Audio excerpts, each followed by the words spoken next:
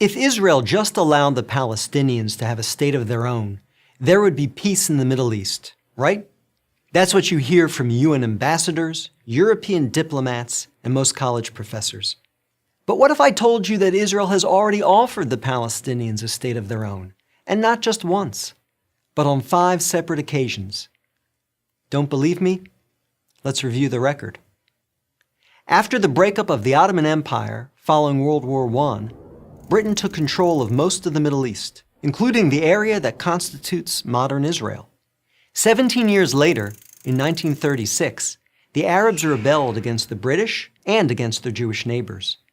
The British formed a task force, the Peel Commission, to study the cause of the rebellion. The commission concluded that the reason for the violence was that 2 peoples, Jews and Arabs, wanted to govern the same land. The answer, the Peel Commission concluded, would be to create 2 independent states, one for the Jews and one for the Arabs, a 2-state solution.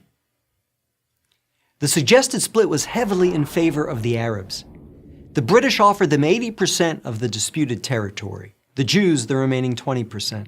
Yet, despite the tiny size of their proposed state, the Jews voted to accept this offer, but the Arabs rejected it and resumed their violent rebellion.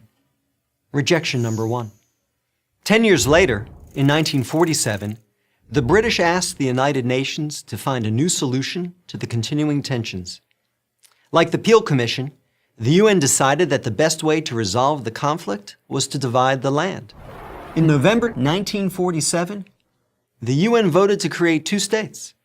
Again, the Jews accepted the offer, and again, the Arabs rejected it. Only this time, they did so by launching an all-out war. Rejection number 2. Jordan, Egypt, Iraq, Lebanon, and Syria joined the conflict. But they failed. Israel won the war and got on with the business of building a new nation. Most of the land set aside by the UN for an Arab state, the West Bank and East Jerusalem, became occupied territory, occupied not by Israel, but by Jordan. 20 years later, in 1967, the Arabs, led this time by Egypt and joined by Syria and Jordan, once again sought to destroy the Jewish state.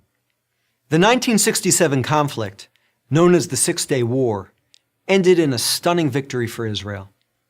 Jerusalem and the West Bank, as well as the area known as the Gaza Strip, fell into Israel's hands. The government split over what to do with this new territory.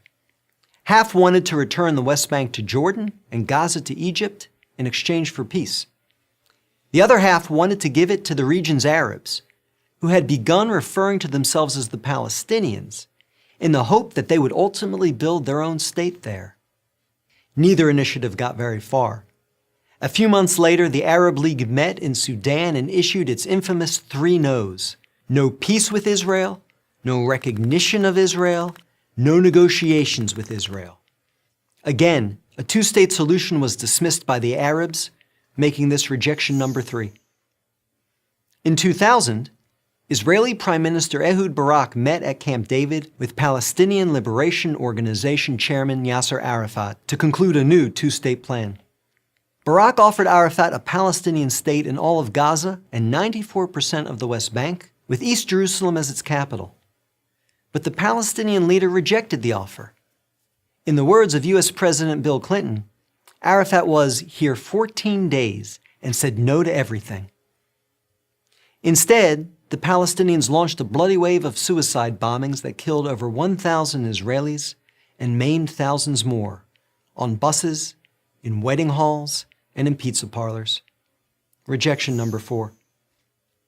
In 2008, Israel tried yet again. Prime Minister Ehud Olmert went even further than Ehud Barak had, expanding the peace offer to include additional land to sweeten the deal. Like his predecessor, the new Palestinian leader, Mahmoud Abbas, turned the deal down. Rejection number 5.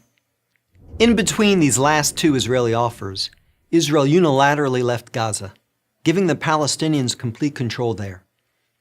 Instead of developing this territory for the good of its citizens, the Palestinians turned Gaza into a terrorist base from which they have fired thousands of rockets into Israel. Each time Israel has agreed to a Palestinian state, the Palestinians have rejected the offer, often violently. So if you're interested in peace in the Middle East, maybe the answer is not to pressure Israel to make yet another offer of a state to the Palestinians. Maybe the answer is to pressure the Palestinians to finally accept the existence of a Jewish state. I'm David Brog, Executive Director of the Maccabee Task Force for Prager University. To subscribe to our YouTube channel, click here. To help keep our videos free, donate here.